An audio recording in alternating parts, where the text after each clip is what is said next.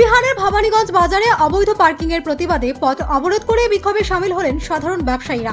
অভিযোগ, লালদিঘির পাড়ে পার্কিংয়ের ব্যবস্থা থাকা সত্ত্বেও দিনের পর দিন ভবানীগঞ্জ বাজারের ফুটপাত দখল করে রাখা হচ্ছে বাইক, সাইকেল ও টোটো।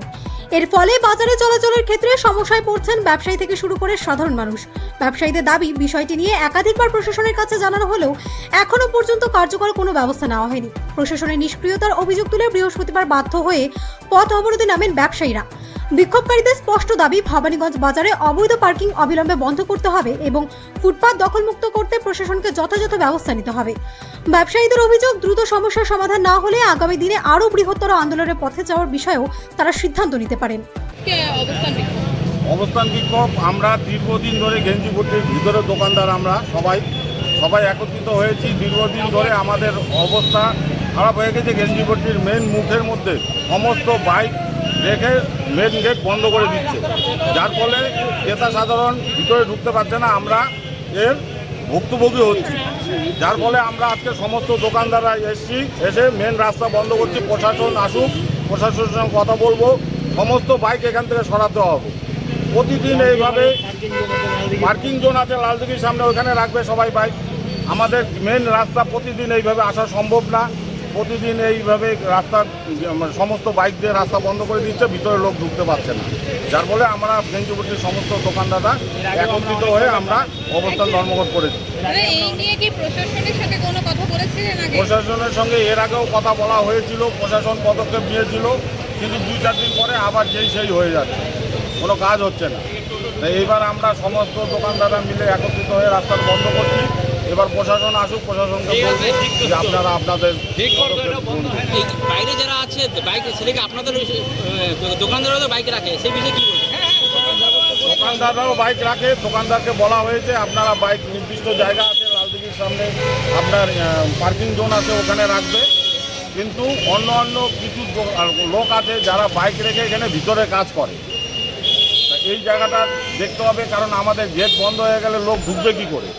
ক্রেতা সাধারণ ঢুকতে পারছে না। আমরা ভিতরে এর কলস্পদ হচ্ছি যে আমরা কাজ করতে পারবো। আমরা দোকানদাররা একজন দোকানদার ক্রেতারা ঢুকতে পারছে না, সমস্ত বন্ধ হয়ে গেছে। এই রাস্তা প্রতিদিন এই বাইক দিয়ে রাস্তা বন্ধ হয়ে যাচ্ছে।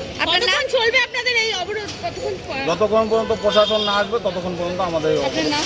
আমার নাম মিন্টু রায়, গেঞ্জিপট্টি, কোচবিহার। ধন্যবাদ। কোচবিহার থেকে চন্দ্রিমা দাশগুপ্তের রিপোর্ট, রায়গঞ্জ টিভি। এইমস ভুবনেশ্বরের চিকিৎসক বর্তমানে রায়গঞ্জ গভর্নমেন্ট মেডিকেল কলেজে অ্যাসিস্ট্যান্ট প্রফেসর হিসেবে কর্মরত ডক্টর সর্বানন্দ মণ্ডল এখন বসছেন নিউ বেঙ্গল মেডিকেলে। এখানে বিনা অপারেশনের মাধ্যমে আধুনিক ফিজিক্যাল মেডিসিন, ইনজেকশন ও বিশেষ থেরাপির মাধ্যমে কোমর, হাঁটু, ঘাড়ের ব্যথা, বাতের সমস্যার সফল চিকিৎসা করা হয়। এছাড়াও এখানে সিনিয়রদের জন্য হুইল চেয়ার, স্ট্রেচ সহ আধুনিক সরঞ্জামও পাবেন। ঠিকানা সৎসঙ্গ রোড, উকিলপাড়া, রায়গঞ্জ, উত্তর দিনাজপুর। যোগাযোগ নাম্বার 9382968820।